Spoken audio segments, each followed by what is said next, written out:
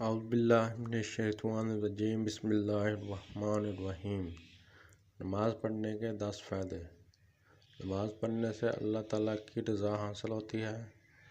نماز پڑھنے سے دل اور چہرے کا نور حاصل ہوتا ہے۔ نماز پڑھنے سے جسم کو راحت حاصل ہوتی ہے۔ نماز میں رحمت کا ذریعہ ہے۔